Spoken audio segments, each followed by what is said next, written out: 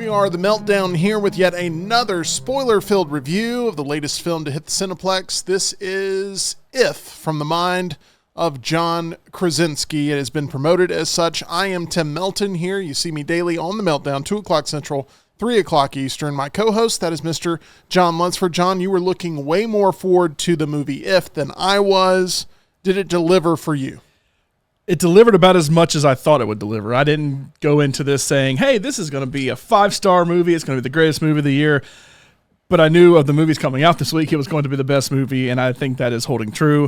It's not saying much. It's a low bar. It's not saying much, but still, overall, I mean, look, is this a top 10 movie of the year for me so far? Yes, only because there's been not much that's come out this year. You're making your point just over and over and over. I am, but, it's still, it's okay. It gets the job done. It tells a decent story. It ends. It's worth going to the theater to see, and then you kind of forget about it. I think we both maybe agree with how this film lands, and that is that it had some missed opportunity to be even more impactful. The bones of this thing are good. The bones of this thing are good, but it's the deeper tissue and muscles, and when you start to look a little bit closer at this project that I wanted more out of. I was giving the film everything I had as an audience member, rooting for it to punch me in the gut, rooting for it to bring out emotion and make me care so much. And felt like I was doing half the work of the film. Did you have that same experience, Tyler, while you were watching If? No, I just enjoyed it the whole way through. It was light, it was colorful and fun. There were some moments where it was a little too serious, and I was looking around the theater wondering, all right, I'm the oldest person at this showing. Who else is going to understand the movie at this point? Because it does get very existential and depressing with the imaginary friends thinking they're going to disappear, and all of the humans saying, oh, well, I don't need an imaginary friend. I've grown up. Oh, no, wait, I actually do need a friend. Part of the toughest mission that this film had was getting that tonal balance correct. And it does go from lighthearted animated comedy to very depressing, dramatic family drama with talking about generations of loss and love and dreams that never maybe came true. John, that tonal balance, is it something the film got perfect? Is it got less than perfect? What's your opinion of this? Because at times, it feels pretty jarring going from one sentiment to the next so quickly. I don't think the way it did it was bad. My problem with it is the way it's marketed as being more of a kids movie. And my theater was fairly full, but mostly families of, with a lot of kids coming in and kids bringing their friends and stuff, that when this basically starts with an Up montage, that, if you've seen the beginning of Up, it's super depressing. It's one of the most saddest scenes you've ever seen in cinema. And this kind of starts the same way. And then, poof, the mom's dead. And it's like, oh, and then John Krasinski's in the hospital about to die. Then it's like, wait, this is going to be a depressing movie. I see Ryan Reynolds and Steve Carell in a lot of the trailer being Blue and Ryan Reynolds' character.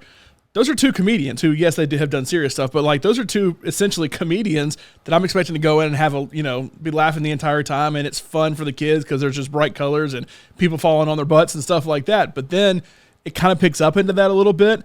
Ryan Reynolds is basically there for the comic relief, I feel like, and then we both agree Ryan Reynolds was miscast in this movie. Yes, and also because I'm only seeing Deadpool right now, because Ryan Reynolds is Deadpool, Deadpool is Ryan Reynolds, with how he's completely gone all in on that franchise.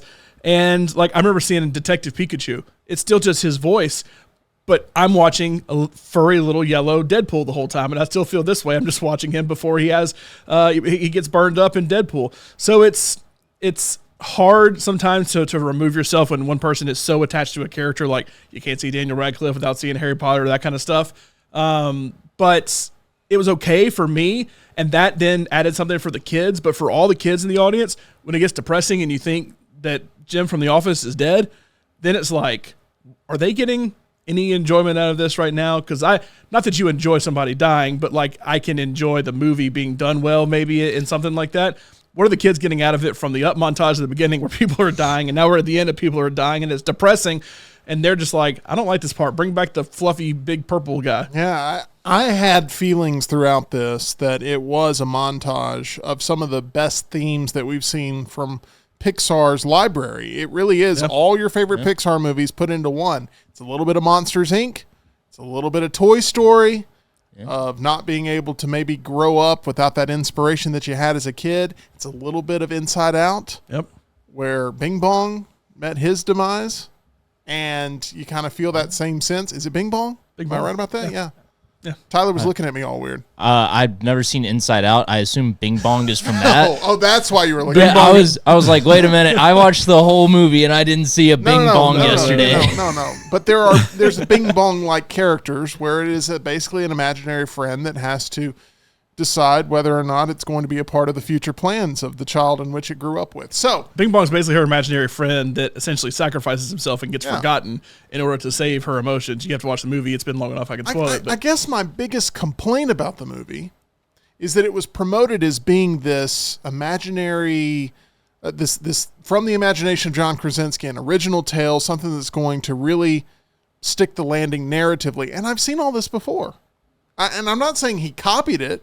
I'm just saying that it didn't come across as highly original as maybe it's being promoted. And that was a problem for me going into it, wanting a little bit more. The reveal at the end, Tyler, of Ryan Reynolds actually being an imaginary friend all along. Did that work for you? Did you find that to be a nice twist at the end? There were a lot of little twists at the end, all within the last 2 minutes. Yeah, I liked that part because if that part doesn't exist, then this girl's just walking around with some strange dude that lives upstairs which for the entire duration of the movie. For a majority of the movie, that is what is being perceived. I will say I did notice, it was the scene when they went to go try to bring Blue back to Bobby Moynihan that I realized, and then, because they showed a couple of shots where it was just the girl and Blue was not a part of the picture, I started noticing, hey, Ryan Reynolds is not necessarily a part of the pictures either, that he either was conveniently left off screen or conveniently was standing in a different place or whatever, to where this is probably me being an idiot, but the entire time I was thinking, like, so how exactly is the world functioning right now with these imaginary friends, and what exactly are they seeing move? Because one of them opens a door, like, do they see the door open? They never fully got into that to fully show, hey, here's what the actual reality is, as opposed to what B is seeing. That's, I don't know. And then I was expecting such a twist at the end instead of Ryan Reynolds being the imaginary friend. I'll be honest, I thought like John Krasinski or somebody was going to be the imaginary friend, that both parents had died, that there was going to be I was waiting for some like totally, 180 twist that was more the imaginary friend. Either B was, John Krasinski was, what the grandmother was, there was something she had made from that because, hey, I'm dealing with that grief. I had to make that up. And then when it was Ryan Reynolds, it's like, well, that probably makes more sense. I was probably thinking way too deep into this, but it got deep enough with the sad parts of it that I was like, I'm kind of waiting for the total twist that John Krasinski has come up with this. The one they did probably made way more sense, but I started kind of thinking, and I know kids aren't thinking that, but adults are kind of thinking that going into it. I was 100% going down that same line of thought. I thought maybe that Ryan Reynolds was the imaginary friend, but created by John Krasinski to help his kid. I thought maybe B could have been the imaginary friend because you never hear her full name throughout the whole movie, but there's a lot of music implemented into the movie. It goes along and it's giving you those emotional cues based on its soundtrack and score that you hear almost throughout the entire runtime, it feels like. I had a busted speaker in my theatrical viewing that affected my full enjoyment of it, but I didn't hold that against the movie. I was like, man, I wish they'd get that speaker fixed every time they do, but it was very obvious and apparent to me that was part of the play of like, we're going to guide you through this with a melody throughout the entirety of the film. I don't necessarily hold that against the film, but it feels to me like a little bit of an incomplete experience. It feels like it reaches some peaks that maybe you didn't experience the climb to get to those peaks. It gives you this emotional conclusion to things that you didn't even know you were emotionally invested in at the time of watching it. It is a strange movie in that I think it's good. I do. But I don't think it's great, and it could have been. And the question is, how much do you hold against a film for it not reaching its full potential? Because that's what this movie is. It is, and I feel like being real life, it does try to check the Pixar boxes that Pixar does with their films, that it still checked the boxes. But how Pixar gets from point A to point B to point C is incredible and incredibly done. Like a magic trick. Visually, too. Not only in the story, but visually and the voice acting and everything. Voice acting was fine for all the imaginary friends and everything. And the look, I thought like the CGI of all that was actually really good. The way they would blur it out sometimes based on the where the lens was and everything. I thought all of that was done very well. But there's just a little bit missing to where it's like you got from point A to point B, and it was such a smooth kind of nothing ride that you got to point B and like, oh, we're here. Okay. All right. It got me from point A to point B. I'm here, but nothing really else happened, which is why ultimately it got the job done. Ultimately, it got the story across. Ultimately, you know what all happened. But Pixar and Disney stuff in general that this kind of is trying to follow always does it up here, and this did it about right here. Yeah, we've seen better versions of this story in the past, and that makes me a little bit jaded. I hope kids go into this, and maybe they don't have that feeling. Maybe they're ready to get immersed into this world as not being so comparative to other things. But that definitely affected my enjoyment of it. I don't know what the target audience of this film necessarily is. It seems too advanced for kids. It seems a little bit too dumbed down for adults, but it is trying to attract to all members of the family. Teenagers that maybe want to see Ryan Reynolds on screen. Yeah, I'll go see Ryan Reynolds on screen. Those that were fans of The Office that want to see that team up again of Steve Carell and John Krasinski working on a project yet again. The cast here is incredible from top to bottom. Maybe the best ensemble cast that we're going to see in a film in all of 2024.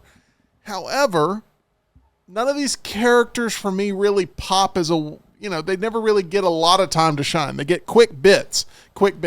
Tyler, you were able to receive a poster last night upon viewing Look this. at all the characters. I know, there's so many of them, but I didn't feel too emotionally attached to any of them, and I like worry. The bear. I like Lewis. I worry about the children in that when they're searching for this on demand or something in the future and they type in if, there's a small chance they type in it, and that is going to be a very different type of imaginary friend Or movie. instead of typing if, just type imaginary friends. Make sure you get the friend in there, because if you don't, you'll get imaginary, which also is not the same movie you want to get. Yes, a lot of terror there for the children. Let's get to our final scores. I'm going to give this film a solid 3 out of 5. It may end up by the end of the year being my favorite 3 out of 5 movie, and that sounds like a little bit of a negative, but it's a solid movie. It's good, but it could have been just the movie of the year. It could have been the family event of the year, and it didn't live up to that hype for me. John, what's your final grade? I came out kind of thinking 3, and the more I've kind of thought about it, I'm going about a 3.5. Where ultimately I land here. Like I said, a top 10 movie of the year for me so far, but that is not saying much. It's just ahead of Imaginary. So of the imaginary friend films we've had this year, it's number 1, but that's once again not saying much. But still, overall, got the job done. Solid base hit, and I'll give it a 3.5. Tyler, what would be your final grade of If? I also gave it a 3.5 out of 5. This was a really solid family movie. I thought I had seen Kung Fu Panda 4 last week, and both me and my sister thought that this was a better film. It was funnier and just overall more enjoyable throughout the whole thing. What did you think of Brad Pitt's performance in this movie? Oh, yeah, as Keith. I loved it. I had to point it out when the credits started rolling. We get lots of Oscars out there, and there's always been, hey, we need to add a category for stunt people. Hey, we need to add a category for box office achievement. Hey, we need to add a category for whatever. We need a category for best voice acting that Brad Pitt could be nominated for, and we need the motion capture aspect, which I'm sure he actually was the motion capture to lay on the ground and get tripped over the whole time. Maybe they went to that joke one time too many or so, but I think a lot of people like the Brad Pitt reveal there at the end. That is going to do it for our review of If. Have you seen it? Do you want to see it? Let us know. If you haven't seen it and you've sat through this review, you pretty much know a lot of things you're not supposed to know at this point. So shame on you. But leave a comment below and let us know what you think of the movie. John, we love going to the movies. We love being able to talk about our love of film, and it's all brought to us by that lovely group that we call MyBookie. Go to mybookie.ag. Use promo code next round. Hey, hit that casino up. They have incredible casino games. They have slots, and they have a live casino. You can go and play up. We go play blackjack all the time there. Use promo code next round. You see it right there on the bottom of the screen. Promo code next round at mybookie.ag. You get that first deposit bonus on us. You can bet anything, anytime, anywhere with our friends at MyBookie. We are your friends here on the Meltdown. No, we are not imaginary. We live right here inside of this screen in which you're watching, and we hope you join us every single weekday, 2 o'clock Central, 3 o'clock Eastern, right here on the Meltdown. Like and subscribe.